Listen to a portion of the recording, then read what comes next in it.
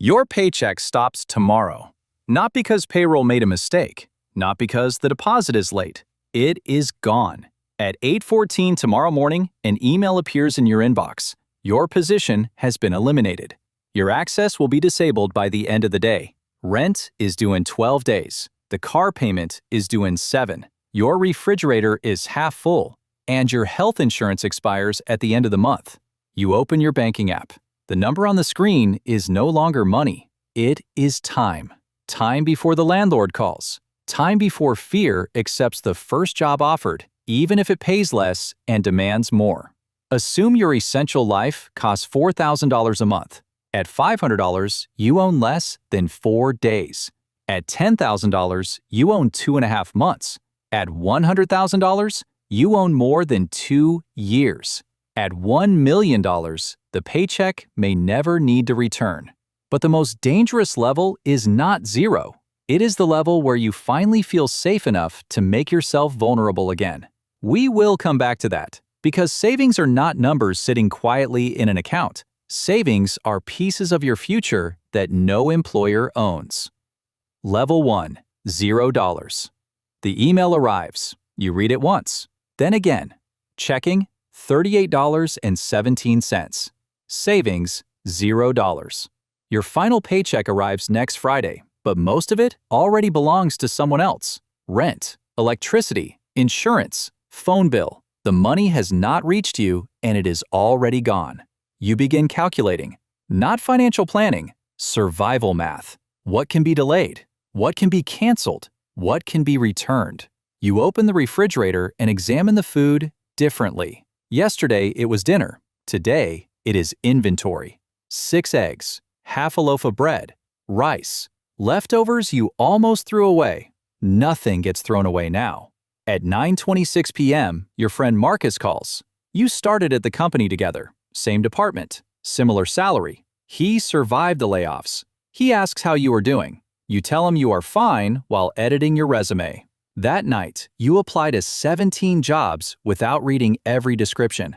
Salary, location, and respect become secondary. You are not looking for the right opportunity. You are looking for the fastest deposit. That is what zero does. It does not only remove comfort, it removes negotiation. At zero, every decision is made under a clock only you can hear. When savings are zero, you do not choose your next move. Fear chooses it for you. Level 2, $500. $500 looks different after losing your income. The day before, it felt small. Now it feels like a wall built from paper. At $4,000 a month, it represents less than 4 days. You can stretch it only by making life smaller. You buy what lasts, put $30 of gas in the car, and cancel $46 in forgotten subscriptions. Now $46 feels enormous. Then the car makes a sound. A warning light appears. You turn the radio louder and keep driving. At this level, an emergency only needs to arrive. A tire, a prescription, a broken phone. It does not create security. It creates a short delay before consequences reach you. A small emergency fund does not protect your entire life. It protects your next few choices from panic. Level 3, $2,000. $2,000 equals 15 normal days, but cutting everything can stretch it close to 1 month. 1 month is not freedom, but it is enough time to think. You update your resume properly and research companies. A recruiter offers you a position paying 20% less than your previous job. At zero, you would have accepted before the call ended. At $2,000, you hear yourself say, "I need a day to think." The recruiter goes quiet. Marcus tells you to take it. A job is better than no job. He is not wrong, but that is not the same as being right. You decline. Then another interview arrives. It pays more, the commute is shorter, and the manager listens. Your savings did not create the opportunity. They kept you available long enough to receive it. The first benefit is avoiding decisions that damage 5 years because you feared 5 days. At $2,000, savings become permission to wait. Level 4, $5,000. $5,000 may last 6 weeks. You are no longer counting hours. You are counting Mondays. During one interview, the manager interrupts repeatedly and calls employees replaceable. At 0, you would have smiled. At $5,000, you end the call. Marcus says you need income. You do. But income earned in the wrong place can cost more than it pays. $5,000 gives your standards room to return. At $5,000, you are not free from work. You are free from accepting every version of it. Level 5, $10,000. 5 figures. At $4,000 a month, it represents about 75 days. You become protective. Every purchase has 2 prices: the amount on the receipt and the freedom it removes. A $120 dinner is almost 1 full day without needing a paycheck. A new phone is a week. A vacation is half a month. Then you receive a job offer with almost the same salary as before. It is secure and easy to explain, but the manager interrupts constantly. The team looks exhausted, and the role has been filled 3 times in 2 years. You say no. Your family and Marcus think you are becoming unrealistic. They see $10,000. You see 75 days you deliberately purchased. Savings protect you from returning to the conditions that created the emergency. At $10,000, money begins buying self-respect. Level 6, $25,000. This is the dangerous level. Not because it is too little, because it finally feels like enough. $25,000 covers just over 6 months.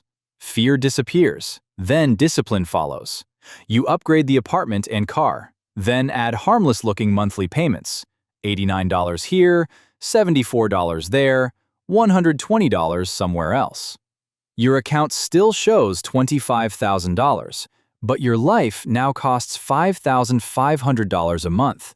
Without noticing, you reduced more than 6 months of protection to less than 5. Most people measure the money, not how much life it must support. Then another restructuring is announced. You calculate the comfort built around a salary that can disappear through 1 calendar invitation. You thought you had become safer. You had only made your life more expensive to rescue. Marcus earns more and looks further ahead, but when you ask what happens if his paycheck stops, he laughs. I would be destroyed. Comfort begins pretending to be permanence. Your savings do not determine freedom alone. Your lifestyle determines how quickly freedom expires. But even after you understand that, savings still cannot solve everything. You discover that only when work becomes optional. Level 7, $50,000. $50,000 covers about 1 year. Losing a job becomes a problem, not a crisis. That difference changes the way you enter every room. You stop answering midnight messages and laughing at jokes from managers you do not respect. Your coworkers call it confidence. It is the absence of desperation. Your manager asks you to accept more responsibility without more pay. The old you would have agreed immediately. You ask how the compensation will change. The room becomes quiet. That silence once terrified you. Now you let it sit. Later, Marcus calls. He hates his manager and wants to quit. Why don't you? You ask. There is a pause. You know why. You do. $50,000 changes the job while you still have it. At $50,000, savings begin protecting you from submission. Level 8, $100,000. 6 figures, 25 months of life. You once imagined the number would feel enormous. Instead, it feels quiet. You begin asking questions that were impossible at 0. Could you learn a new skill, move cities, or care for a parent without begging for permission? At $100,000, savings let you create an interruption deliberately. You take 3 months away from work. The first week feels incredible. By the 4th, you wake up with nowhere to be and feel anxiety. For years, you believed the job was stealing your identity. Now it is gone, and you realize it was also holding part of your identity together. People ask what you do, and you hesitate. Marcus jokes that you are retired. The word bothers you. You did not hate work. You hated having no control over it. At $100,000, money does not remove work. It separates work from captivity. Level 9, $250,000. $250,000 represents more than 5 years of expenses before growth. From the outside, life looks normal. Underneath, the structure has changed. Your investments begin moving by amounts larger than your salary. One month they rise $9,000. Another, they fall $14,000. The first time you lose more in 1 week than Marcus earns in 2 months, you feel sick. The numbers grow large enough to protect you, then frighten you differently. You stop fearing a missed paycheck and start fearing one decision erasing a decade of discipline. Then your company restructures. You and Marcus lose your positions on the same morning. He has 6 weeks of expenses. You have years. You stand in the same storm, but it touches you differently. He accepts the first offer. You wait. You build. You refuse. At $250,000, wealth lets the wrong chapter end without immediate replacement. But the question remains, when work is no longer required, does freedom tell you what to do next? Level 10, $1 million. The paycheck stops on a Tuesday. This time, you stop it. You send the final message and walk out with a notebook and a coffee mug. Nobody knows the exact number. They only notice how calm you look. $1 million equals more than 20 years of expenses before returns, inflation, or taxes. Invested carefully, it may last indefinitely. But nothing is guaranteed. Markets fall, prices rise, plans change. $1 million does not make life permanent. It makes the paycheck optional, not useless, optional. The first month feels exactly as imagined. Then the second arrives. Nobody needs you at 9 o'clock. The silence you spent years purchasing finally belongs to you, and you do not know what to do with it. This is what savings could not solve. Money can remove obligation, not create purpose. It can open every hour, not decide what deserves it. You call Marcus. He accepted a lower-paying job with a worse manager. He asks what retirement feels like. You look around the quiet room. Different, you say. Not better. Not yet. Different. Eventually, you work again, not because the money ran out, but because contribution still matters. You choose smaller projects, better people, and work that belongs to you. Freedom is not doing nothing. It is deciding which problems deserve your time. That evening, you sit at the same kitchen table where years ago you calculated how long $2,000 could keep you alive. You open the banking app. There is no deposit scheduled for Friday. For the first time, that does not frighten you. Somewhere tonight, another person reads an 8:14 email. Their position is gone. Rent is due in 12 days. They open their account and believe they are looking at money. They are not.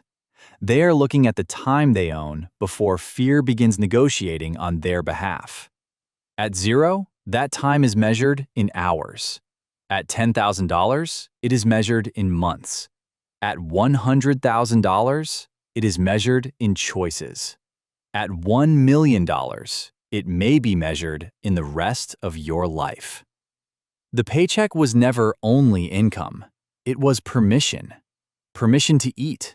Permission to rest. Permission to say no. Permission to walk away. And every dollar you save quietly returns a piece of that permission to you. The account does not know your job title or care who admires your apartment. It measures one thing: how much of your future still belongs to you. Your paycheck stops tomorrow. The question is not only how long you survive without it. The real question is, what remains of you when you no longer need it?